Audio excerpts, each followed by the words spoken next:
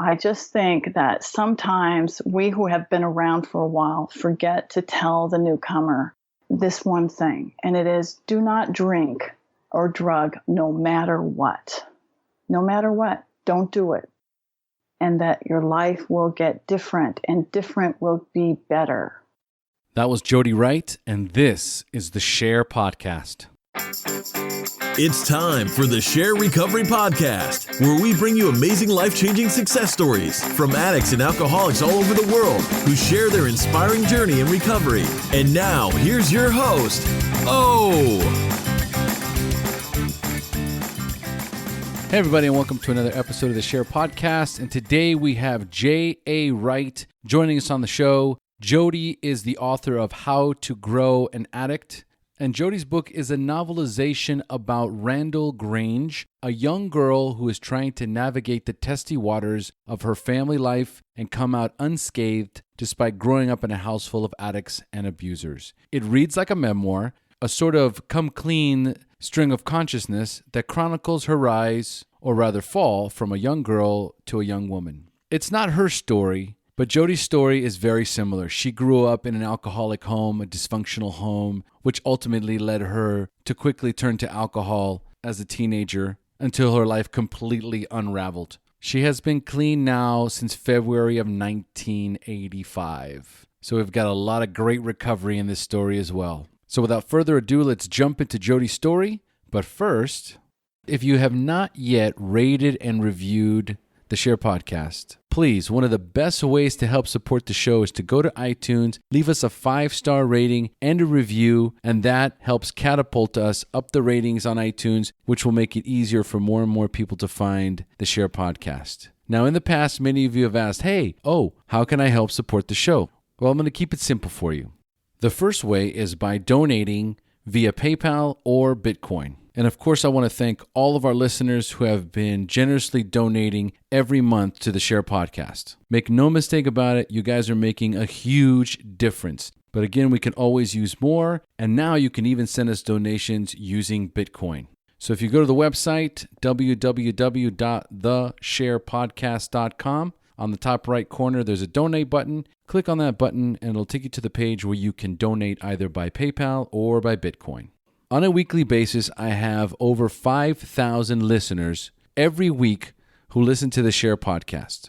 So if 100 of you guys would send me $5 a month or more, there are a few listeners that are sending $10, $20, and even $50 every month, that would completely support the show from beginning to end. So for those of you who have the wherewithal to send me $5, either by PayPal or by Bitcoin, then by all means, please feel free to donate now. We could really use the support.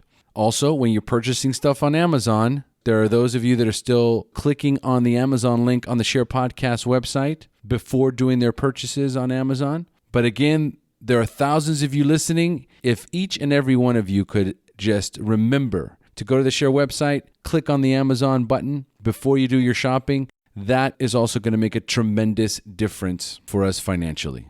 So I haven't been one to emphasize it in the past, right? But now we've got a solid listener base.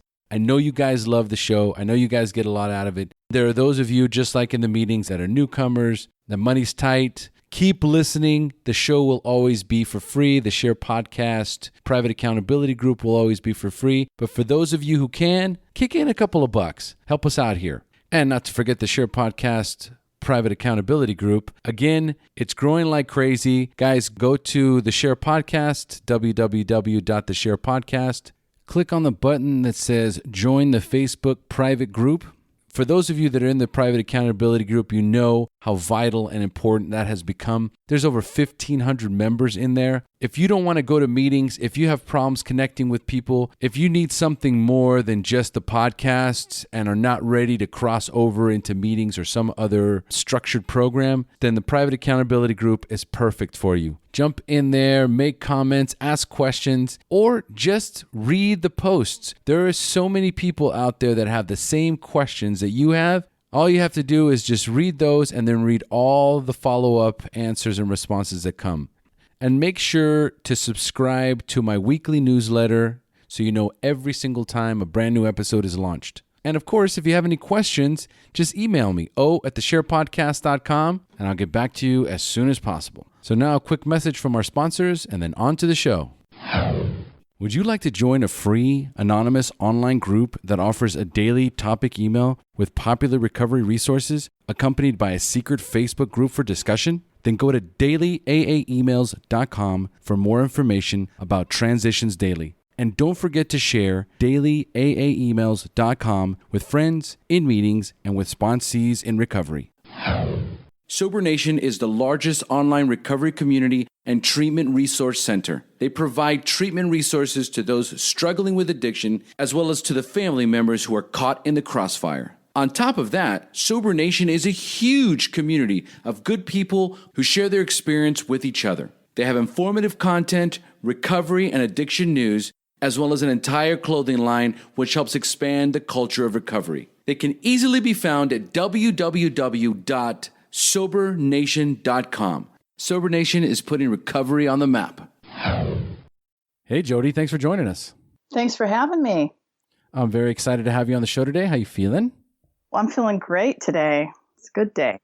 Excellent. I love it. All right, folks. Well, today we have Jodi Wright joining us on the SHAIR Podcast. And Jodi is the author of How to Grow an Addict. It's a fictional novel about drug addiction and alcoholism, and which we will go into a little bit during our interview. So, Jodi, you ready to get started? I am. Excellent. Okay, well, let's dive right in.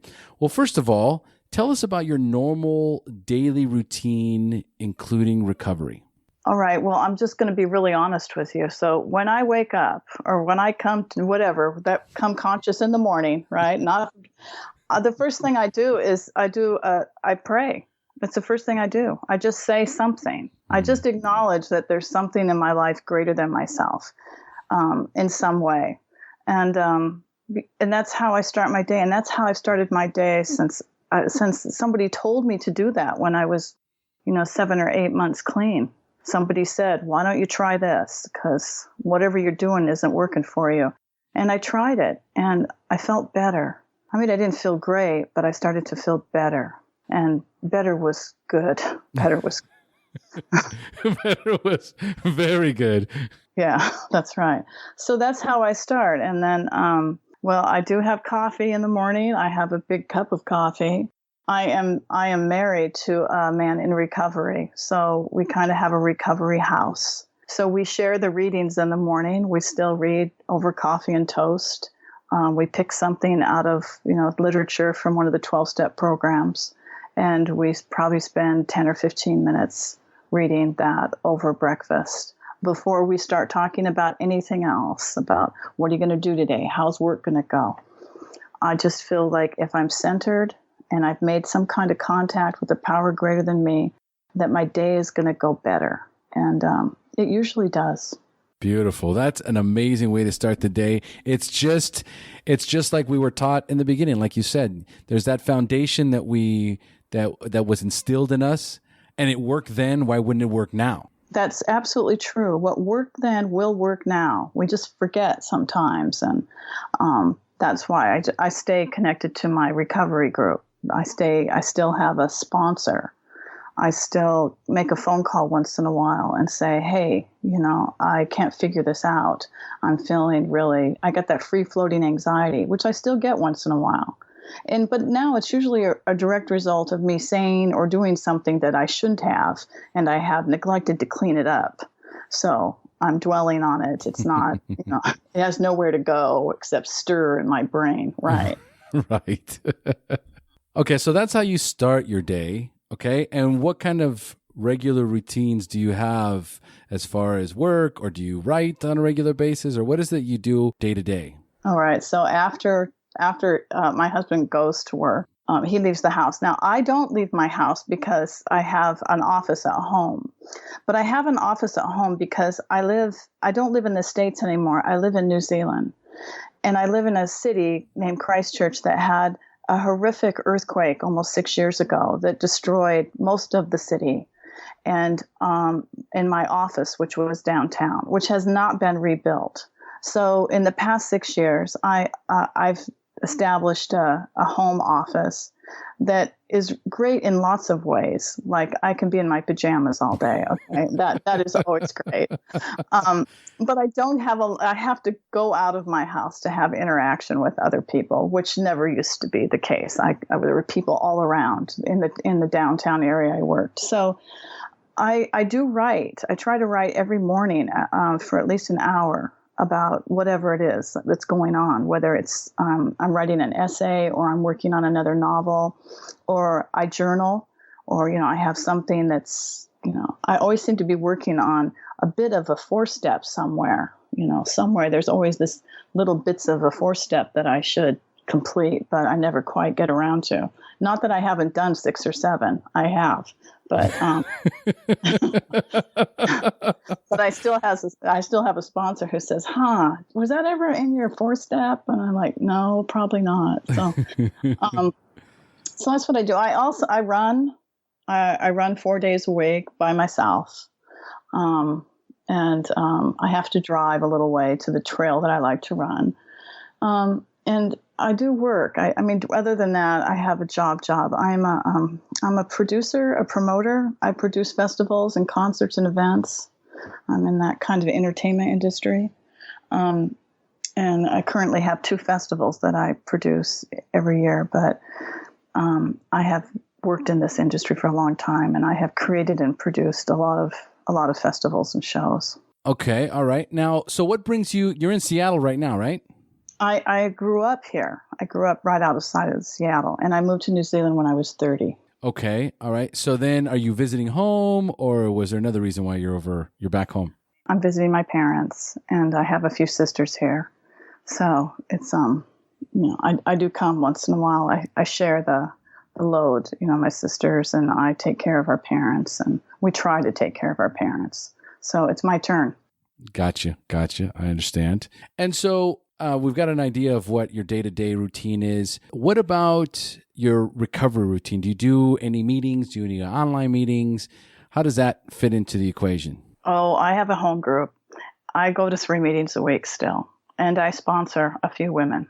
So I'm active. I talk to somebody, or I interact with somebody every day, other than my husband, in recovery. And, sometimes I have to make an effort to do that. Sometimes I might have to be the one who calls the newcomer to see how she's doing, because she just hasn't caught on to picking up the phone yet, or she wants to text, which, not so good. I want to hear someone's voice. But that's the bad thing about the texting thing. I want to hear the voice. If I can hear the voice, then... you know what's going on. That's right. Yeah. So I do that. I make an effort every day to do that. And I do it for me. I don't do it for anybody else. Excellent. So tell us, we already got the idea. Tell us again, how much clean time do you have, and when's your anniversary date? I was 32 years clean and sober on February 8th. Oh my God, you just celebrated. Amazing. I just had a break. I just want to say it's not my fault. And I never intended to be 32. Honest. I really never intended to be that old timer that nobody wants to sit by or talk to. God, I hated those people. I just couldn't stand it. I'd go to the meetings. I'd think, oh, look at them all sitting over there. They got matching shoes on. Their lipstick isn't running all over their face. They didn't chain smoke like I did. I mean, they could read really well, those kind of things. And so I didn't. So to be one of those 32-year sober old timers, I'm not that I think I'm an old timer, that people don't want to talk to, it isn't always a joyous thing. So it's my sponsor's fault that I'm clean and sober. She kept me distracted from myself long enough for me to figure out that I could live in this world clean and sober. And that's what I needed. She kept me so busy for the first couple of years that it took that long before wait a minute, I haven't had a pill, I haven't had a line, I haven't had a drink. Are you sure? I haven't had any of those things. It was 2 years. I was I can't believe it. Really? So it was because I was so busy. I had so many other things going on. She had me just, flat out every day. It's crazy. Expect a miracle. That's right. Expect it. It's coming. It's coming. So just give us a brief synopsis of why you decided to write How to Grow an Addict. Well, I tried to write a memoir for years. I was always a writer of some sort, not very good, and I'm not very well educated in a formal sense. But ever since I was little, I would write poems or short stories, and I usually threw them away so no one would find them. But anyway, that was my thing. And when I got clean and sober, I took my sponsor made me go to these adult education courses on reading, writing, punctuation, grammar. She was, one of her projects was, let's see what you can learn here. And one of those classes was a creative writing class, and I really enjoyed it. And so I just kept going, and I thought, I'll write a memoir. And I probably wrote like 40,000 words of a memoir, and I sent it to my sister because I wanted her to fact check it. And unfortunately, I'm the drug addict in the family that just drug all my family through all of my crap, make sure that they got to experience, why leave them out of that fun? So she was unfortunately with me lots. And so she read it, and then she wrote me back and she said,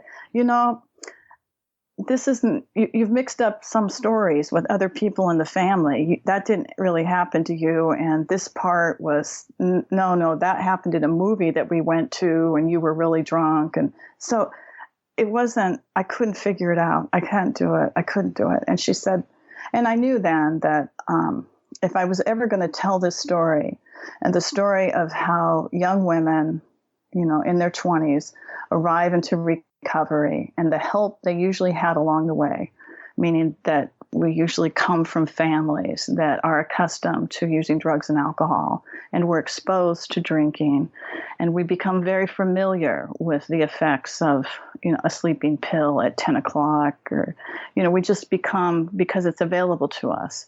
Those kind of women who arrive in recovery, like me, we all seem to have a similar story, and that's the story I wanted to write. So, this novel is not my story day to day, what happened. Some of the things that did happen and that I did do they're twirled around into that novel. Well, it's kind of like when you get to a meeting and you're sharing with others, and you hear your story and somebody else's share and vice versa. Yeah. It's, one addict helping another, one addict sharing a story. It's just a little bit different, but it's all the same. Correct. So it all kind of intertwines, and it's probably very liberating. Yeah. How many pages did you say it is? It's 99,000 words, so it's 300 pages. I wrote a lot more, but I had an editor that said, we're going to take this out and take this out. I'm like, well, wait a minute. Those are my favorite part. She's like, well, they're kind of funny, but they don't belong in this story. And that's true. They don't, thank God for good editors, really. They didn't, but they were the things that I laughed the most when I was writing were the things that got taken out. I understand why now, but yeah. It's the process. It's the process, right? Absolutely. So tell us, Jodi, how old were you the first time you drank or used drugs? And more importantly, how did they make you feel? Oh, I was very young because I grew up in a family of problem drinkers, heavy drinkers, pill poppers, troublemakers. That's my family. And I became just like them. So alcohol was around all the time. There was never a day that alcohol wasn't available, sitting on the counter in somebody's coffee cup. And then there was always a lot of pills. Most of the women in my family took, tranquilizers, sleeping pills. It was just all, I just never remember a time when there wasn't a dinner, anything where people weren't really drunk, out of hand, out of control. So I started sipping people's drinks because I became a bartender. I was really good at 8 or 9 years old. I could make lots of different drinks. I'll go get the Harvey Wallbanger. I'll make the Harvey Wallbanger for you. And I would drink it. I would drink it on the way to giving it to my aunt, my uncle, whatever, whoever asked me for it. Pouring a beer. I was probably 10 years old when I started to collect empty liquor bottles, Crown Royal being my favorites. I had an aunt that worked at a nice cocktail lounge outside of Seattle, and she would bring me these bottles. And so I had, they made a lot of noise when I shut my closet door in my bedroom. But the other great thing about them is that the blue or the purple pouches that they came in? Yes. They were my pencil bags. They were my lunch bags. All the bags I had were Crown Royal purple pouches. All of them. Every bag I had up until like junior high school. They were the best bags. You could do lots of stuff with those bags. So that's what I had. That's what was going on. Did any of the teachers say anything about you walking around with a Crown Royal bag? Yes, they did. But then they knew where I'd come from. We were quite poor, and we weren't, most of the time they would say, "Have you eaten lunch today?" And they would buy me food. It wasn't, that wasn't that kind of situation where they could tease me about it. It wasn't. We didn't have that going on. So, but the time that I got rid of the bottles was the time that at Christmas I didn't have a lot of stuff to give. So for the neighbors, I filled the bottles with colored water, food coloring and water. Mm-hmm. And so for the front room, for the windows on the front room, so they got 4 bottles. One was yellow, green, red. The 4 bottles were colored water in them. And somebody said, you should get rid of those now. You shouldn't have those anymore. That's crazy. So anyway, I got rid of them. So that was it. But I just kind of grew up around all of that. I'm just that kind of kid. I collected, beer bottle, the tops of beer bottles for years. That was what my sisters and I did. We were bar broke. We spent lots and lots of time in the parking lot while our dad was in there doing some business with some guy, playing pool, darts, whatever. Once in a while we'd get a pizza.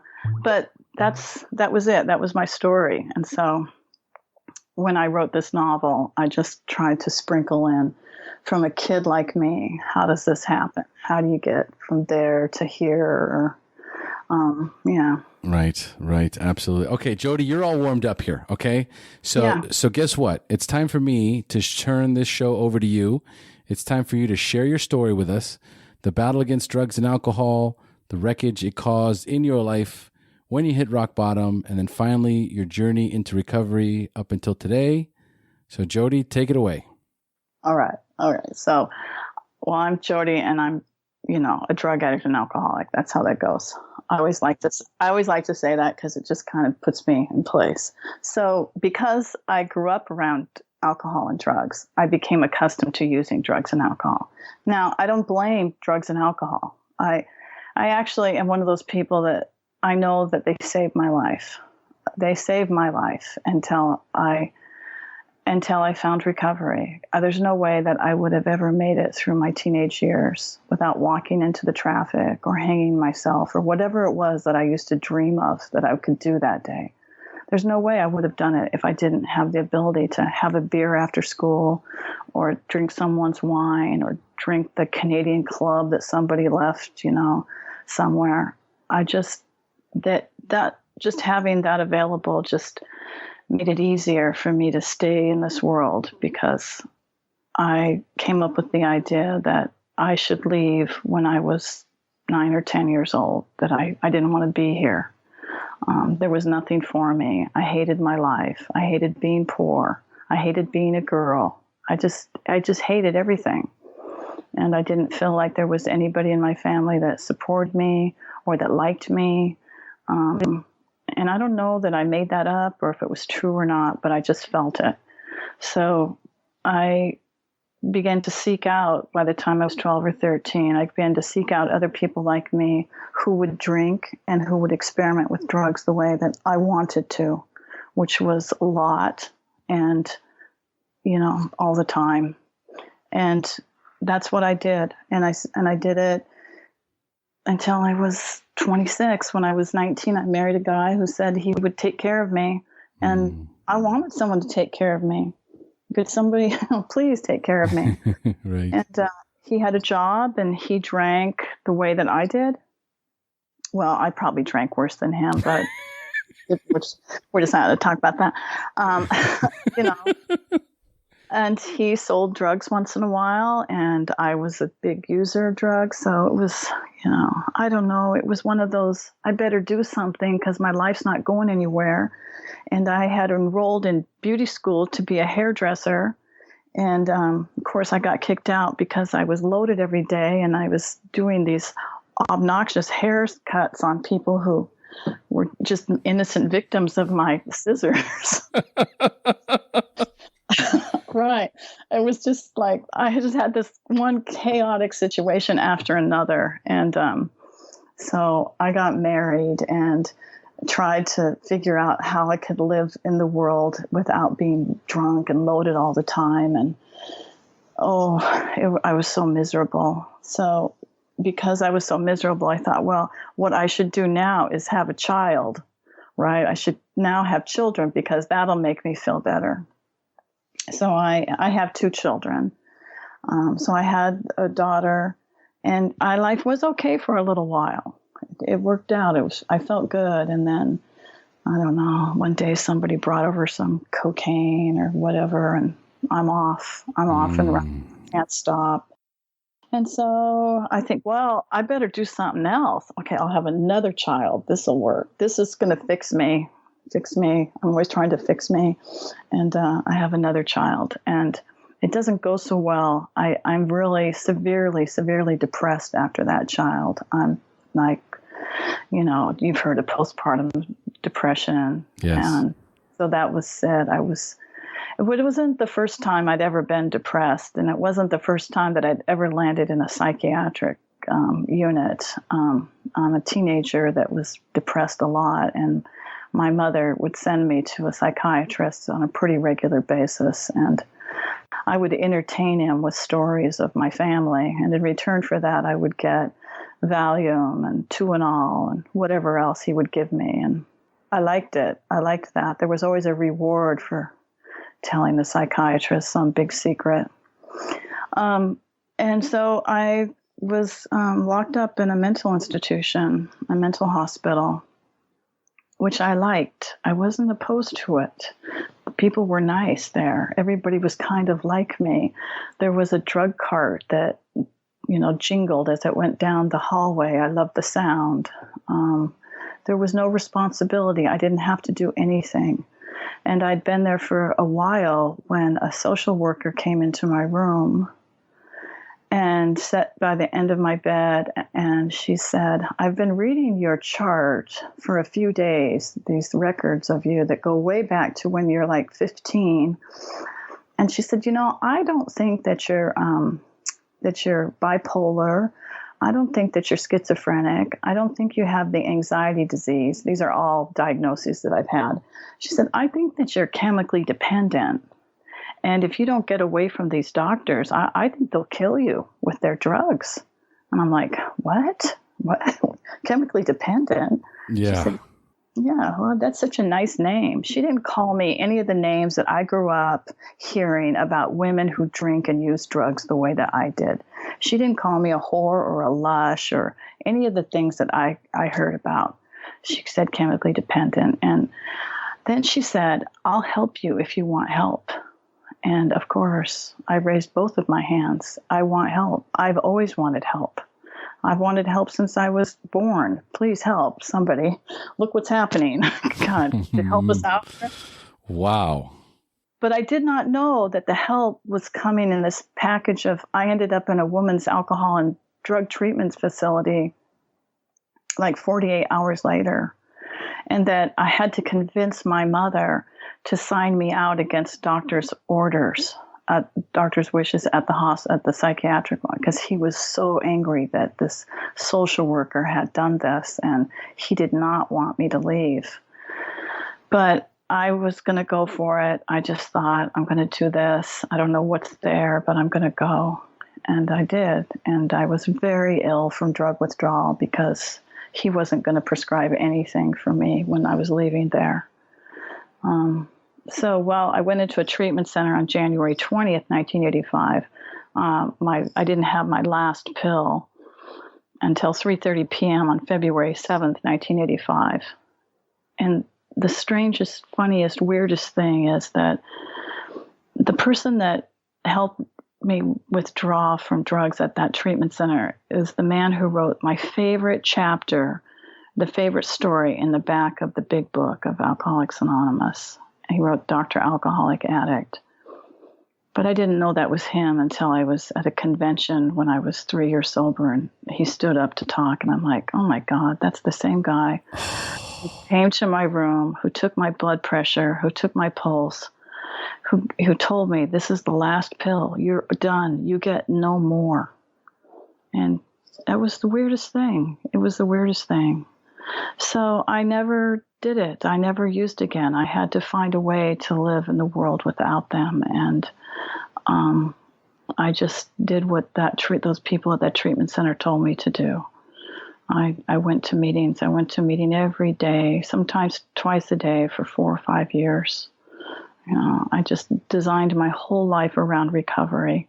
I got rid of all the alcohol and drugs in my house, and I didn't go around my family for 2 or 3 years. Not that they wanted to see me. No. Oh, No. I know the feeling. What they wanted was their stuff back. Right. Right. So that's how it went for me. And that was, I don't have a particular rock bottom because it was just one after another after another. I just couldn't do it one more goddamn minute. That's what it went for. And I was getting no relief from the drugs or alcohol anymore. I could not use. It was the hardest place to be. It was hell. So I'm one of those people who had a pink cloud for a while. I just was in a place of disbelief that I was not using. And I had a drunk or drug dream almost every night for like a year. It's just, it was just insane. But that's how my recovery went. I just built this community of people around me who were all doing the same thing I was, and struggling to just to keep afloat sometimes, and other times it was having the time of my life, that I was waking up in the morning knowing that while I may have dreamed that I was using, I actually hadn't used, and so I'm just kind of a result of that kind of old school kind of sponsorship, kind of do this thing, do what we did. If you want what we have, you'll do what we did. In fact, that's not the truth. If you want what we have, you'll do what we say, because I know they didn't do it, right?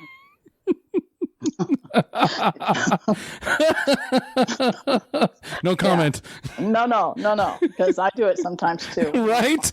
Right? Like, oh, wait a minute. I'm not sure about this, but let's try it. It could work for you. It didn't work for me, but let's try it. Yeah, I did all of that. I even didn't leave my husband because, we were not it wasn't gonna work. We had said and done all the things to each other that you would never say if you planned to be friends on any level the rest of your life. It was over. But I couldn't leave until I was 2 years sober. I couldn't leave until I had a job and I could support my kids. It was an interesting time, and the whole time it was happening, my family was watching me to say, is she really doing this? Is she really still sober? I don't think they believed I was sober until I was 15, maybe 20 years sober. Oh, wow. Yeah, I don't think they believed it. They still hid all of their drugs, their prescriptions when I was coming over, their wallets. Everybody hid everything. Uh-huh. Right. So yeah, it was kind of strange. And then when I was 5 years sober, I met a man from New Zealand, and I guess I was 4 years sober. We were dating in the States for a long time, and he was playing polo in Canada. And we met I had a job by that time, and we just kind of met at an event, and we started dating, and then he was going back to New Zealand, and he said, "Why don't you come with me?" And I'm like, "Really? Are you sure?" Okay. I said, "Well, I got these kids." He liked my kids liked him. So that was it. So I went and I started some meetings down there. I started a women's meeting in the town I live in. I started other meetings, and I just did what a Vision for You in that book tells me to do. I just built a community. I just found other people in recovery, and I went on 12-step calls, and I volunteered, on the 24-hour service hotline, and I did whatever I could do to keep myself clean and sober and sane. And in that journey, I was able to put a life together and to build a much, much, much better life than I ever would have had not I become a drug addict and an alcoholic. Truly, I never would have had this life, not this one, not this good life. I would have had something else, but not this. So, that is my story. It is. It's a beautiful story, and you tell it well. I wish it was a little longer, because, and only because this is probably one of the first interviews where I felt like I wasn't on audiobooks, right? The way you tell it and your tone is perfect. I was just sitting here following along, like it's this beautiful little story, which it's a train wreck, but it's a beautiful story as we go along. I just enjoyed listening to you tell the story. Oh, well, thank you. I had the sponsor. I still have the same sponsor. I always wanted to be I thought, I'll be a circuit speaker. You could be. And she'd say, you cannot be a circuit speaker because you cannot share for more than 5 minutes without lying. You know that, right? What do you mean? And she'd say, well, you start embellishing, which is a form of lying. You start exaggerating. I'm like, well, yes, I do. Well, yes, I do. I still do. I'm not necessarily here on your podcast, okay? But I can catch myself like, oh, yeah, I probably shouldn't have said it that way. Yeah, so it's probably good. She also said we shouldn't make stars out of people in recovery. It's a dangerous place. It's a dangerous place to be a star in a 12-step meeting. It's a separation thing that most of us don't need. We've already had all those other things that we've done to try to separate us from the world so that our addiction can thrive in our brain and make us crazy. Yes, there's certainly two sides to that story, and I've heard both sides, especially when I started the podcast, because it puts you in the limelight, and discussing recovery. So there could be misconstrued, or it could be a conflict, or said there's a conflict in reference to being anonymous or not anonymous, or what your viewpoint is on these things. But I think that today there's been a shift. There's been a very strong shift. I don't know too many people that will wear the veil of shame when it comes to being an addict. Yeah. I can't remember the last time I felt shame or remorse about being an addict. Right. Just the opposite. I'm grateful.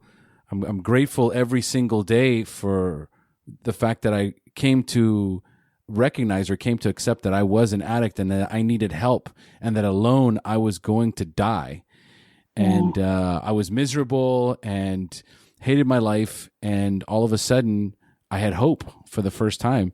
And I think that there's a lot of people out there that are suffering. Yeah. I think there's a lot of people that, especially in my Facebook group, that don't want to go to meetings and don't want to talk to their spouse or don't want to talk to their family because they're ashamed and they're afraid of the unknown, or afraid to be outed, or afraid to have to stop. And so they just isolate. And the cool thing is that little by little, once they hear more people talk about, which is what the podcast has done. A lot of people say, wow, I went to my first meeting, and thanks to this podcast, because I heard so many people sharing their story, and they're like, that's just like me.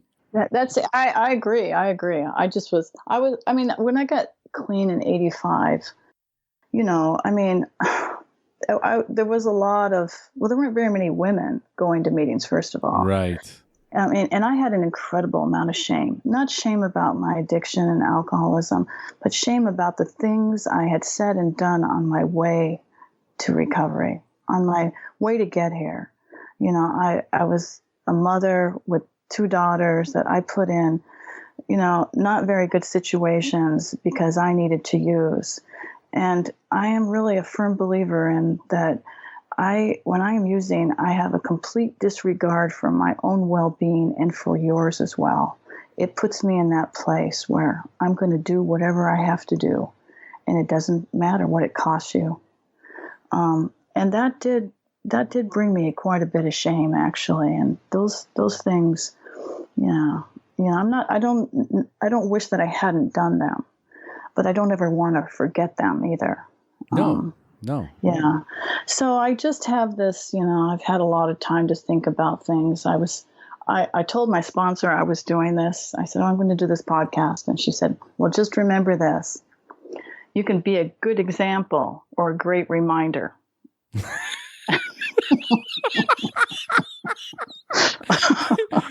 She is old school, man. I mean, that's old school. And she's in her 80s. And I started laughing. I said, that is always the story. That's always the story. But that's true. I could be a good example or a great reminder. So, it's kind of one of those things, and you hear around in recovery that sticks with me and makes me behave better than I want to. Lots. Like, I really want to say something here. I really want to do something, but I'm not going to because I'm practicing behaving better than I want to. So how far along were you in your recovery when you quit smoking? I was 8. I was 8 years sober. I quit smoking 5 minutes before my 35th belly button birthday. Nice. And the reason I quit smoking is because the treatment center that I went to was a building that used to be used for nuns. And because I'm not Catholic, I can't quite remember. What is that called? A convent? Yeah. Okay. Yeah. Okay, so there was a room, it was a building, it had 25 small bedrooms. My bedroom on it said Sister Mary Catherine. Well, in the middle of the big facility was this substantial Catholic church. And because I was not very well when I got there, the resident manager took away my cigarettes and my lighter after I'd caught myself on fire and said, okay, if you want a cigarette, you have to ask me. Anyway, all of these women would go out every day to this bus would come and they would go out to this, whatever, they were going to the A&A place, right? I thought they were going to the Automobile Association to learn to work on their cars. I had no idea it was going to Alcoholics Anonymous. I'd never ever heard of Alcoholics Anonymous. Well, one day they're all gone and it's Saturday. I really want a cigarette really bad. So there's somebody's cigarettes and lighters sitting there. So of course I take them and I wander outside. And because I don't want anybody to see that I've stolen this. And I go into this building, which I open the door and it puts me in the cloakroom of like a Catholic church with all these beautiful robes. And well, anyway, there's another door there. And if you open that a couple steps up, it takes you right into the altar area right there.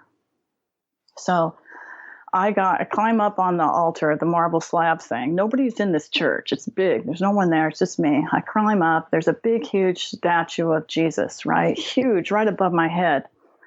And I light a cigarette, and I'm laying there looking up at the feet thing. And I'm thinking, okay, here's the deal. I don't know that I believe in you. Probably I don't. But just in case, here's the deal. Don't let anything bad ever happen to me again or my kids, and make sure that I, stay clean and do all the right things and I get a great life. And if that works out okay, then if I ever make it to age 35, I'll quit smoking. Love it. And that's how I quit smoking, because I told my sponsor that. And about 3 months before my 35th birthday, she sent me a postcard and said, well, it looks like you're going to live to 35. So you'll have to do something. So I did. I quit smoking. It was hard. I mean, I smoked 40, 60 cigarettes a day. Oh. Oh, I love smoking. Oh, God, I love smoking. God. Yeah, I know. I can still feel you. I can still feel you loving on it. I know that was a challenge getting the cigarettes, but it was, I did it, and I used the 6 and 7 step.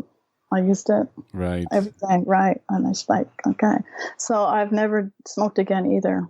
That is absolutely a miracle, and God, it's like I remember having that prayer. I remember doing that same prayer, and it was in front of a Jesus.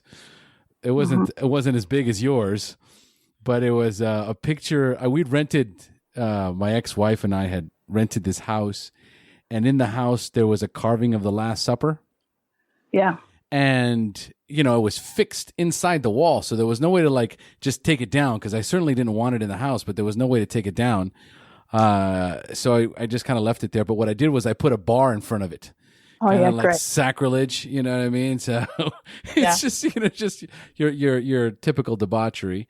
And I just remember on, my bottom, I was very, very close to my bottom. And I remember I had just drank too much and snorted too much and taken too many pills.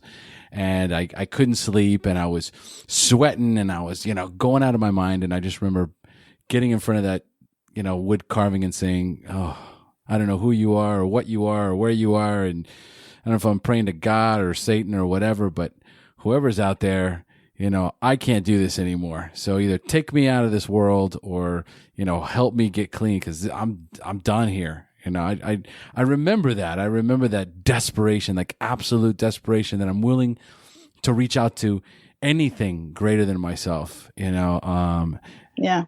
Yeah. And it comes. It does. It works. I have to say, for all the times I'd sit around meetings and say, that's never going to work. That is a really stupid idea, because that's what I would, in my head the whole time, through the whole meeting, that's what I would do. If I could stay in a meeting, it takes me 22 minutes to settle into a meeting. The same amount of time that takes 10 milligrams of Valium to work. They're both 22 minutes. 22 minutes.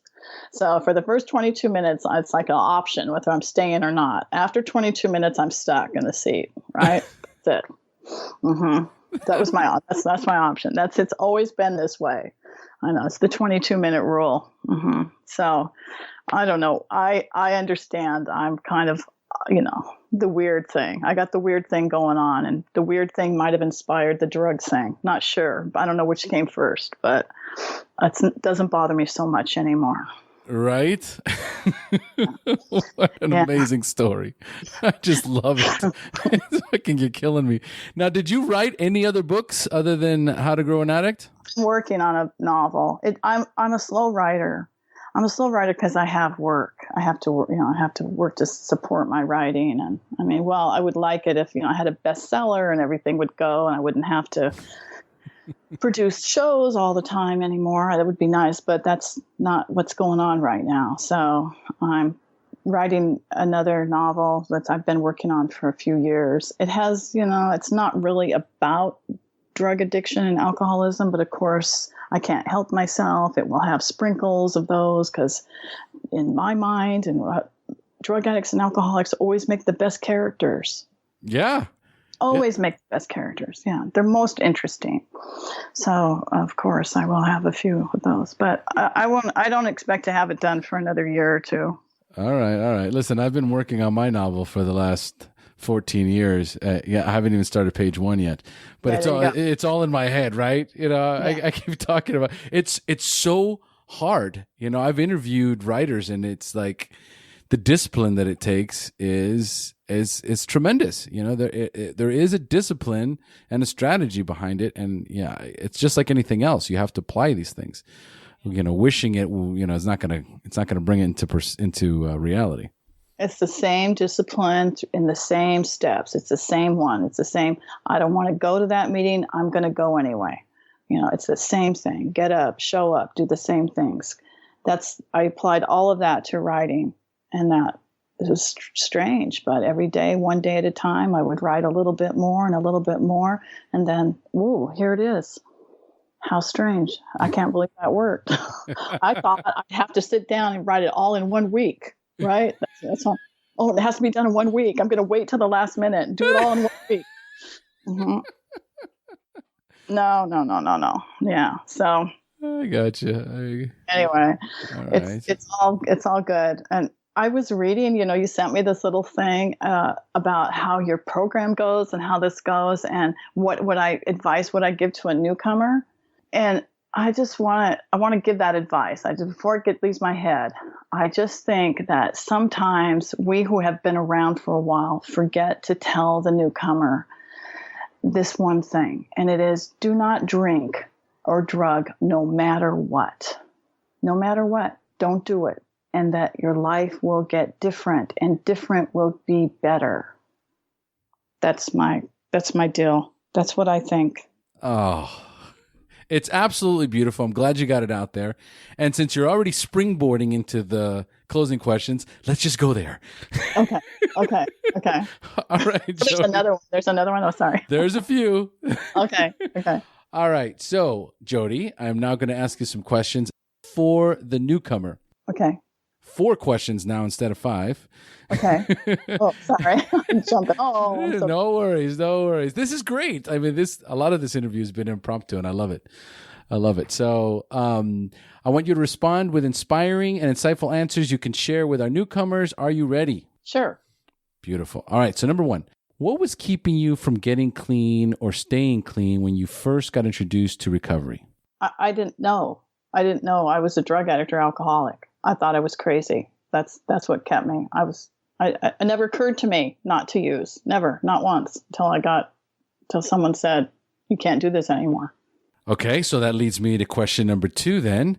At what point did you have a spiritual awakening, that aha moment in recovery when you accepted that you were powerless over drugs and alcohol, but for the first time had developed the hope that you could recover? When somebody told me that I'd had a spiritual awakening. My sponsor told me after about a year, she said, well, this is what she said. She said, that little spiritual awakening you had in that treatment center, the one that made you feel good and hopeful and everything. And I'd say, yeah. She goes, well, that's not going to be enough to carry you through. So you're going to have to enhance your spiritual journey. And this is how we're going to do it. So she told me I'd had one. I didn't know that until she brought it up, because I was expecting, something, lightning bolts. Jesus appearing, or a burning bush, or the seas parting, or something like that. And that's what I was expecting. I wasn't expecting this. Oh, okay, I'm feeling better. Okay, I remember doing this though. Do you remember seeing green for the first time when you're like sober? I never knew green. I'd never seen green like that. Like, this is really green. Like, wow. I'd been drugged for so long. I didn't really realize that these colors, I was just thinking about, the birds and the trees. I never paid attention to those things until so that was the spiritual awakening of some sort. Like, wow, there's other things here. Life was so much like a black and white movie. It was so cloudy and gray and dim. And I live in Costa Rica, so it is one of the most beautiful places on earth. These amazing rainforests. And even when you're driving in the city, in the outskirts or along the highway, you will see these amazing hillsides and covered with vegetation. And I remember what you're talking about as clear as day. And just, days into recovery, I'm driving to a meeting and I go, oh my God, like, this is beautiful. Like, look at these mountains. And I just remember being dumbfounded by, just something that's been in my face for years. Well, that's a spiritual awakening. I did not know that. Yeah. When you start to connect with the world that you actually live in. Yes. Those are spiritual awakenings. And I of course I didn't know. So someone told me. So that's how I figured that out. Someone told me. Well, and it's another reason why I asked this question, because there's people that are in early recovery that are waiting for these white light moments to show up, And then they don't realize that they've been happening since practically the day they surrendered and asked for help. Right? These aha moments just immediately started to happen. Yeah, that's true. That's true. So, Jodi, do you have a favorite book that you would recommend to a newcomer that you read in early recovery, or any other book? Well, it's that book. It's that book. I'm not saying I've always been a fan of that book. In fact, I have scribbled words out of that book more often than the first couple of years than I could. I just spent my whole meeting time scribbling in the big book, taking out all the gods, putting dog in, But that's the book. That's the book. So I wasn't a very good reader. I went to a reading class, and I took that book with me to my reading class so that I could learn to read that book. And sometimes I could only read a paragraph at a time, but it didn't matter. I was doing it. So that's the book. There was no other book that ever contributed to my life greater than that book. Beautiful, beautiful. And of course, would you recommend your own book to a newcomer? Well, I certainly would. I don't know why I would, because I feel like I should. I mean, you could hate it, and I'm sorry, but read it anyway. And then if you hate it, just write me an email. Don't put a review up. I don't need a bad review. I'm capable of writing my own bad review, right? Perfectly capable. I don't need any more negative stuff. I can do that myself. Amazing how we can. Right. Yeah, so don't beat me up. Okay. Oh, my God. Yeah. Well, on that note, what is the best way for our listeners to reach out to you if they want to? I do have a website, jawright.net. That has your email contact? It does. It has all those things in it. It has places you can buy my book. It has reviews. It has a few essays I've written. I wrote an essay about why an alcoholic like me shouldn't write a memoir. Right. I mean, so it's got some interesting, weird stuff about me and my writing on that website. Beautiful, beautiful. All right. And number 5, what is the best suggestion you have ever received? To eat breakfast. Eat and not a Snickers candy bar and not a liter or a liter of Coca-Cola.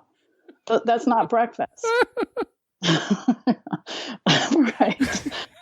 Right. This is what my sponsor would say. Right. We're going to have breakfast, and here's what that means. So I started to eat breakfast, and then I started to feed my kids the same breakfast. It was very strange.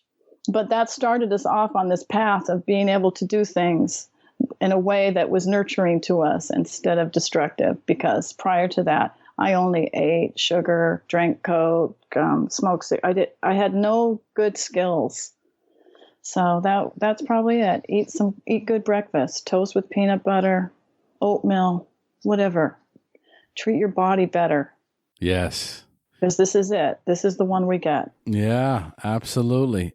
That is a beautiful suggestion. It's the first time we've ever had that suggestion. Oh, okay. Sorry. A lot of firsts with Jodi. Oh, geez. Well, this has been okay. When you keep me on, I'll just go forever. But anyway, thank you. Thanks for this. Has been really entertaining. You're pretty entertaining, Well, I can say the same to you. I've absolutely enjoyed your story. Again, you tell it so well, and it's so easy to follow. I'm telling you. You should do a few more speaking engagements. And again, it's just in a room full of alcoholics or addicts, right? So, okay. If I were you, I'd do it. Okay, I will. I'll tell you. I'll email you the next time if somebody asks me to be a speaker, which they don't ask me very often. Keep me posted. Okay. Thank you. All right, Jodi. Thank you so much for joining us today. Thank you. It's been a blast. All right, folks, we have now reached the end of our show. Thanks for joining us. And as we say here in Costa Rica, pura vida. Pura vida. Thank you for joining us on the SHAIR Recovery Podcast. To check out the show notes page on this interview or to thank our guests for sharing their story, go to www.theshairpodcast.com. While you're on the website, don't forget to sign up for our free newsletter to stay up to date on the latest news, podcasts, and interviews. Want to be one of our guests and share your story? Then go to our website and click on the Share Your Story button. We share our inspiring recovery stories every Tuesday, so subscribe to our show on iTunes or Stitcher Radio to get your free weekly download. We'll see you then. The opinions shared on this show reflect those of the individual speaker and not of any 12-Step Fellowship as a whole. And though we